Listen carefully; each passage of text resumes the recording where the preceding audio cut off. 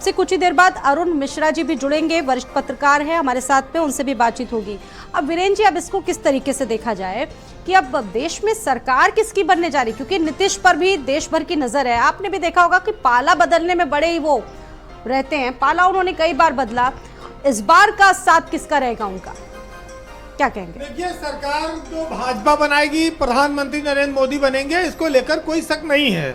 ये तो क्योंकि 291 का आंकड़ा उनके पास है और पहला दावा उनका बनता है कि वो सरकार बना के लिए आमंत्रित किए जाएंगे। 240 सीटें उनके पास, तो इतना लार्जेस्ट पार्टी तो भाजपा है और उनका चुनाव पहले का गठबंधन है, तो सरकार बनाने में बीजेपी के सामने कोई अड़चन नहीं है, कोई बाधा नहीं है। बीजेपी सरकार बनाएगी। ये जरूर है कि ये मजबूत सरकार नहीं होगी, ये बहुमत की अकेले बीजेपी की सरकार नहीं होगी, ये एनडीए की सरकार होगी। और ये पहला मौका होगा जब नरेंद्र मोदी को प्रधानमंत्री के तौर पर अपने सहयोगियों को खुश रखने के साथ लेकर चलने की जिम्मेदारी होगी। अटल बिहारी वाजपेयी एक देश के एक सर्वमान्य नेता हुए बीजेपी में, जिनको विपक्ष भी आदर सम्मान करता था। उन्होंने कोएलिशन की गवर्नमेंट बीजेपी की चलाई है, 5 साल चलाई है केंद्र में। लेकिन भाजपा की जो मोदी की सरकार है वो एक कड़क सरकार मानी जाती रही है और वो झुकने वाली सरकार नहीं मानी जाती रही है। मोदी की सरकार कार्रवाई करने वाली, जवाबदेह और जिम्मेदारी जवाबदेही वाली सरकार मानी जाती है। तो अब मोदी के लिए अपने सहयोगियों को चंद्रबाबू नायडू हैं या नीतीश कुमार हैं या चिराग पासवान हैं या और जो छोटे छोटे दल हैं, उन सबको सम्मान देना होगा, उनके मंत्रालयों को बढ़ाना होगा, उनके मंत्री ज्यादा होंगे। ये सब तो अब आएंगी और इसके लिए कॉमन मिनिमम प्रोग्राम बनेगा, एनडीए का साझा कुछ बनेगा। लेकिन देखिए, यही है, वक्त का फेर है कि सत्ता में बने रहने के लिए समझौते करने पड़ते हैं।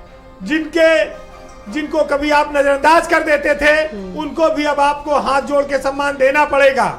और ये वक्त का तकाजा है। देखिए, राजा और रंक में यही फर्क होता है वक्त का। वक्त से ही सब चीजें चलती हैं और इस देश में जनता ने एक मैंडेट दिया है, मिला जुला दिया है। इस मिले जुले मैंडेट में पूरब पश्चिम उत्तर दक्षिण सभी का सम्मान छुपा है। और ये भी मैंडेट में साफ है कि चाहे जितना तोड़ फोड़ करो, चाहे जितना लोगों को मिलाओ, जनता जब मन बनाए रहती है तो वो इन सब चीजों को, समीकरणों को ध्वस्त कर देती है, नकार देती है। और उसने अनुप्रिया पटेल से लेके ओम प्रकाश राजभर से लेके संजय निषाद, सारे जातीय समीकरण और छोटे दलों की ये जो पैचअप था, इन सबको खत्म कर दिया, ध्वस्त कर दिया। कितने स्टार प्रचारक बीजेपी के पास हैं, कितने पन्ना प्रमुख हैं, बूथ अध्यक्ष हैं, मंडल अध्यक्ष हैं, विधायक, सांसद, फौज थी। रोज शामिल हो रहे थे 100-200 लोग, रोज बीजेपी कार्यालय भीड़ लगी रहती थी। कहां चली गई वोट? आप जनता के मिजाज को भी तो समझिए, आप लोगों की परेशानियों को समझिए। मोबाइल से सूचना पहुंचाने से काम नहीं होगा, डोर टू डोर लोगों की भावना को समझना पड़ेगा। वीरेंद्र जी, इस बार कहा जा रहा था कि इस बार देश भर में, प्रदेश की अगर बात करें, मोदी जी से ज्यादा योगी जी का फैक्टर चल रहा था। उत्तर प्रदेश बड़ा, जैसा उत्तर प्रदेश एक सबसे बड़ा राज्य है, 80 सबसे ज्यादा सर्वाधिक सीटें आती।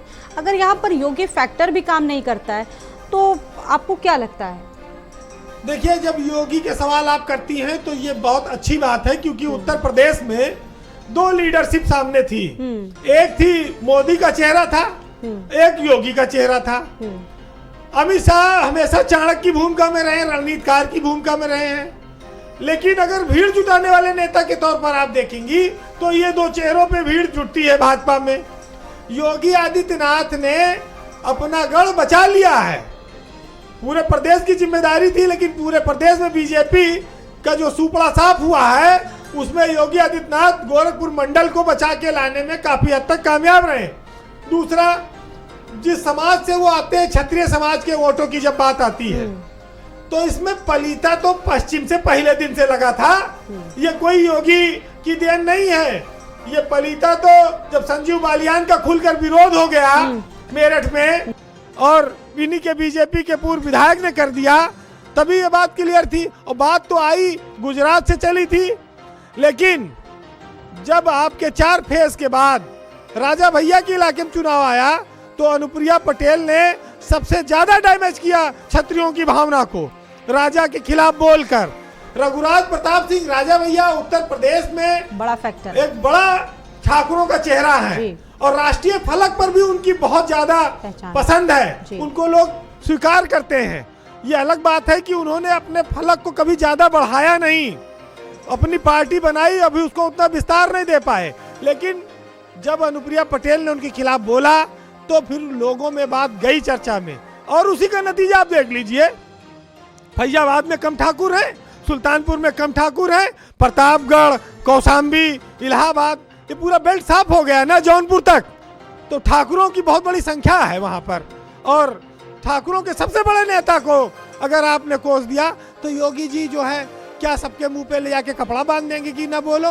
हाथ थोड़ी पकड़ के जबरदस्ती वोट डलवा देगा कोई।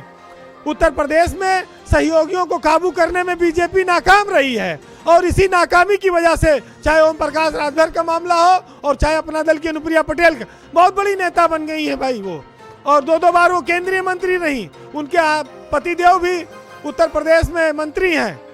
अब आज पता लगा कि एक सीट पे आ गई, लाला पड़ गया। ये बीजेपी के पीठ पे बैठ के बैतरणी पार करने का बहुत जमाना चला गया कि जब तुलसीदास साहब पकड़ के नदी पार के जाते रहे, अब वो जमाना बीत गया, अब तो डूब जाओगे।